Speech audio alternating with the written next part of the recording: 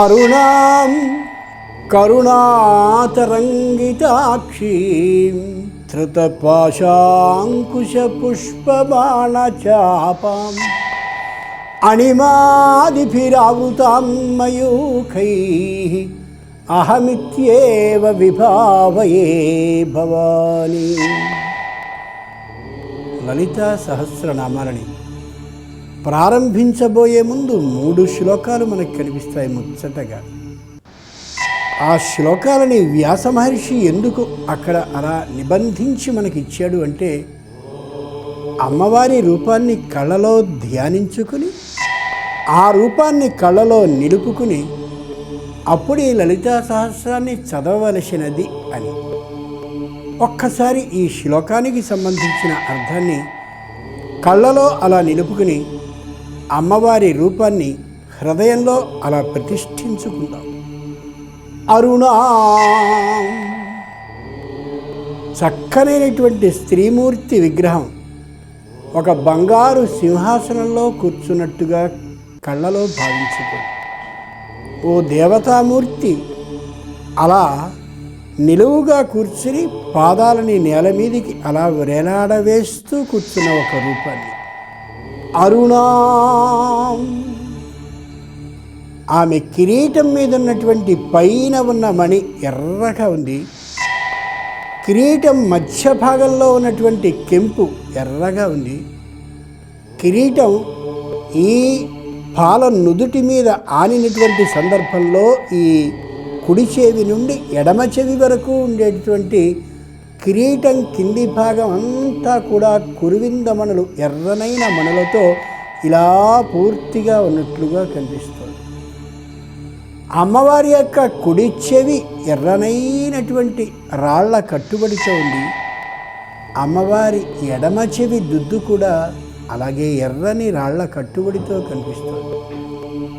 అమ్మవారి ముక్కుకున్నటువంటి ముక్కెర కూడా చక్కని ఎర్రనైన రాళ్ల కట్టుబడితో కనిపిస్తోంది. అమ్మవారి మెడలో రత్నగ్రైవేయచోతాకలోలముక్తా ఫలాన్విత అనేకమైన ఎర్రని రాళ్ల కట్టుబడితో కూడిన హారాలు ఎన్నెన్నో. అమ్మవారి అడుగు పెదవి, అమ్మవారి పై పెదవి చక్కని లేత ఎరుపు తనంతో ప్రకాశిస్తున్నాయి. అమ్మవారికి సంబంధించినటువంటి వడ్డాణం ఏదైతే ఉందో అది కూడా ఎర్రని రాళ్ల కట్టుబడితో ఉంది. నన్నిలా చూస్తున్నావా భక్తుడా అని ఆనందంతో ఆవిడ చిరునవ్వు నవ్వుతూ ఉన్నటువంటి వేళ ఆ 2 పెదవులు కొద్దిగా సాగి మరింత ఎరుపుతనాన్ని కనిపింపచేస్తున్నాయి. ఈ చేతికుండేటువంటి అమోఘమైన గాజులన్నీ ఎర్రని కెంపురాళ్లతో ఉన్నవే. ఇటు చేతికి కూడా ఉన్నటువంటి ఆ గాజులు కూడా ఎర్రని కెంపురాళ్ల కట్టుబడితోనే.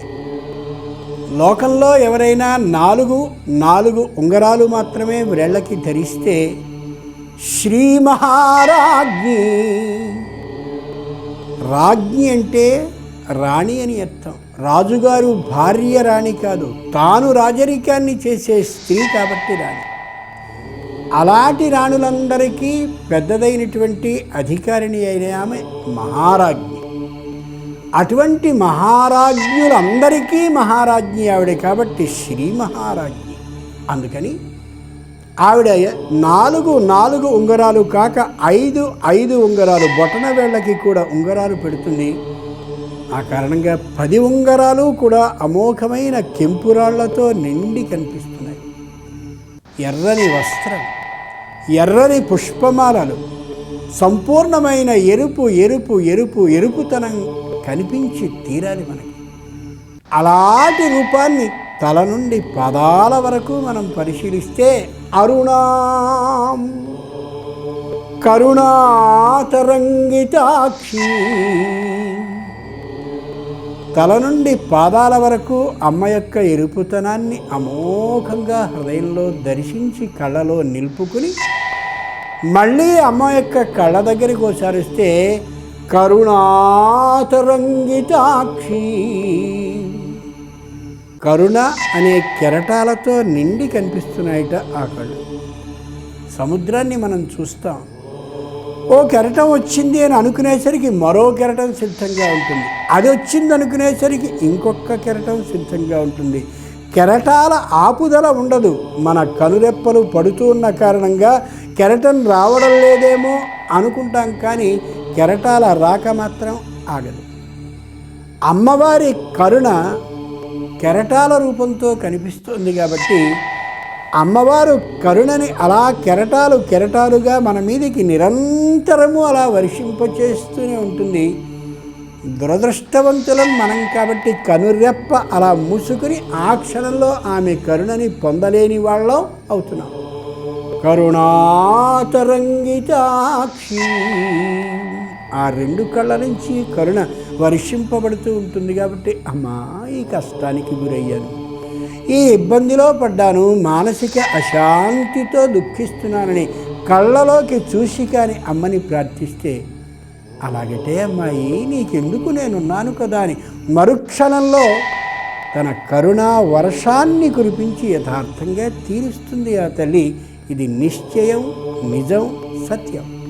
ధృతపాశాంకుశ పుష్పబాణచాపం. అమ్మవారికి ఎడమవైపు 2 చేతులు, కుడివైపు 2 చేతులు ఉంటే అమ్మవారి ఎడమవైపున్న 2 చేతుల్లో ముందు చేతిలో పాశం ఉంటుంది. అంకుశ, కుడివైపున్న 2 చేతుల్లో ముందు చేతిలో అంకుశం.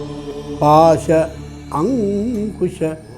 అమ్మవారి కుడివైపున్న 2 చేతుల్లో వెనక చేతిలో పుష్పబాణ, పుష్పాన్నే బాణంగా ధరించి ఉంటుంది ఆవిడ, పుష్పబాణం. చాపం.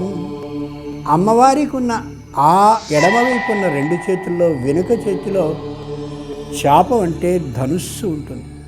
పాశ అంకుశ పుష్పబాణ చాపం. అణిమాదిభిరావృతాన్మయూఖై. అమ్మ తల వెనుక 7 ఏటవాలుగా అలా రేఖలు కనిపిస్తూ ఉంటాయి.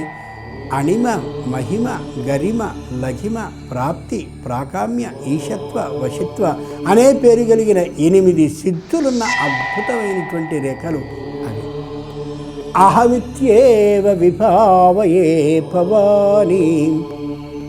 అలాంటి అమ్మ యొక్క రూపాన్ని తల నుండి పాదాల వరకు ఎర్రనైనటువంటి రాళ్ల కట్టుబడితో ఉన్నది, ఎర్రనైన ముఖం కలిగినది, ఎర్రని వస్త్రాలు, ఎర్రని మాలికలు, ఎర్రనైన పుష్పాలు, ఎర్రనైనటువంటి సంపూర్ణమైన అలంకార ఆభరణాలు కలిగిన రూపాన్ని, పాశం, అంకుశం, పుష్పబాణం, ధనుస్సు కలిగినటువంటి రూపాన్ని, అమ్మ వెనుక ఏటవాలుగా అలా ఉండి మధ్యలో నిలువుగా ఉన్నటువంటి 8 రేఖలు ఉన్నటువంటి రూపాన్ని ఓసారి అమ్మవారిని భావించి మనసులో అహమిత్యేవ విభావయే, నేనే అమ్మవారిని అని అనుకునేటటువంటి ఆ విధంగా సిద్ధులైనటువంటి వాళ్ళు ప్రార్థిస్తూ ఉంటారు నేనే భవానిని అని. దాన్ని అహంగ్రహ ఉపాసన అంటారు. సిద్ధులైనటువంటి వాళ్ళు ధ్యానించే రూపాన్ని వ్యాస మహర్షి తెలియచేశాడు. కాబట్టి లలిత సహస్రనామాలని నిరంతరం కానీ ఈ ఉద్దేశ్యంతో, ఈ భావనతో, ఈ రూపాన్ని హృదయంలో ఉంచుకుని కానీ ధ్యానించినట్లయితే నువ్వు అనుకున్నటువంటిది సిద్ధిస్తుందనే యథార్థాన్ని తెలియచేస్తున్నాడు వ్యాసుడు ప్రారంభంలో ఉండేటటువంటి ప్రప్రథమ శ్లోకం ద్వారా. telugu1.com ప్రేక్షకులైన మీ అందరికీ పరమేశ్వరి ఆశీస్సుల్ని ప్రార్థిస్తూ రేపటి రోజున 2వ శ్లోకాన్ని కళ్ళలో నిలుపుకుందామని తెలియచేస్తూ స్వస్తి.